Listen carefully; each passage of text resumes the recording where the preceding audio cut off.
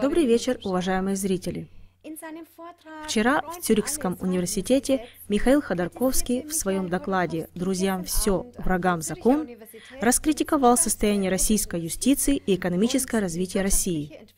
Согласно его представлению, только с 2011 по 2013 годы число частных предприятий сократилось в России на 14%, или с 4 до 3,5 миллионов. Исходя из его опыта, экономика и судебная система находятся под контролем Путина и его доверенных лиц. И тот, кто вступает в противоречие с этой властью элиты, того осуждают и лишают бизнеса. Но давайте вспомним, кто такой Михаил Ходорковский.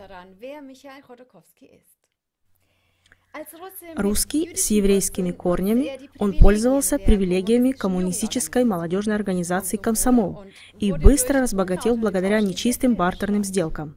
Между 1990 и 2003 годом он стал самым богатым и влиятельным человеком в России, создав при этом банк Минотеп и купив по заниженной цене через этот банк на одном из аукционов как единственный покупатель российскую нефтяную компанию «ЮКОС». Его целью было передать российский нефтяной бизнес в руки западноеврейской финансовой элиты. Однако в 2003 году Путин воспрепятствовал тому, чтобы рокфеллерский нефтяной гигант Exxon мог забирать 40% нефти ЮКОСа.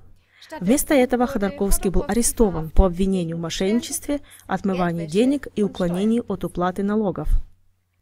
В конце 2013 года Путин подписал указ о помиловании Ходорковского, и теперь этот человек стоит в швейцарском университете и открыто клевещет на свою страну и ее развитие.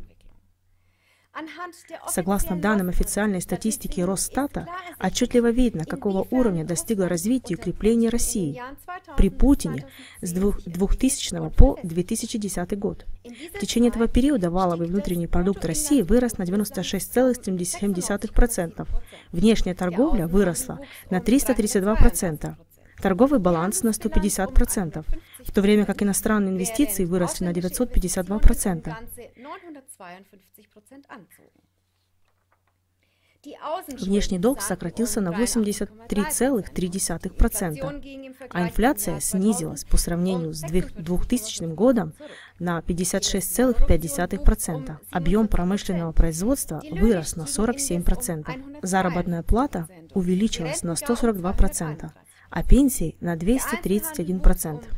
Розничный товарооборот вырос на 156%, а уровень бедности и безработицы снизились соответственно на 56,6% и 29,2%.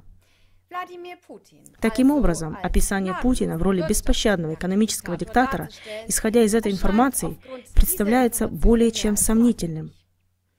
Когда в свет выходят такие поступки и трезвые факты, искажения в СМИ становятся еще более явными. Говоря об обвинениях в диктаторстве, сейчас мы покажем короткий отрывок из пресс-конференции с участием Путина в Вене. Смотрите сами, как Путин с юмором воспринимает эти обвинения в диктаторстве. Sie, Herr Präsident der Russischen Föderation, sehr herzlich willkommen. Jetzt weiß ich schon, ich bin schon so lange Präsident der österreichischen Wirtschaft, dass ich Sie schon das 3. Mal begrüßen darf. Das erste Mal im Jahr 2001, dann im Jahr 2007 und heute im Jahr 2014 das 3. Mal. Diktatur. Aber gute Diktatur. Ja, ja, ja. Wir setzen auf Kontinuität, ja. Jetzt setzt den Präsident leider fast die Rede verschlagen.